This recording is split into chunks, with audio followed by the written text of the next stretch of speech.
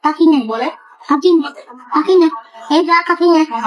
Kakinya. Good job ya, Kakak Rafathar udah ngingetin adenya. Jadi posisi duduk dengan seperti huruf W itu adalah posisi lututnya itu keluar dan juga tungkainya atau kakinya itu mengarah keluar dari panggul. Nah, dampaknya apa? Terjadi ketidakseimbangan otot dan juga sendi yang ada di area panggul. Hal ini menyebabkan anaknya itu terjadi perubahan gaya berjalan maupun posisi lutut, panggul, bahkan sampai ke tungkai bawah. Kalau kebiasaan ini berulang sampai bertahun-tahun, bahkan menjadi kebiasaan yang menetap pada seorang anak, efek yang terjadi salah satunya adalah namanya in-toeing. In-toeing itu adalah posisi tungkai mengarah ke dalam. Jadi seperti kalau kita berjalan, umumnya kan kita mengarah kaki itu keduanya keluar arahnya. Ketika terjadi in-toeing pada posisi duduk yang berulang itu dan bertahan lama itu, maka kedua tungkainya mengarah ke dalam sehingga gaya berjalannya pun berbeda dengan anak-anak pada umumnya.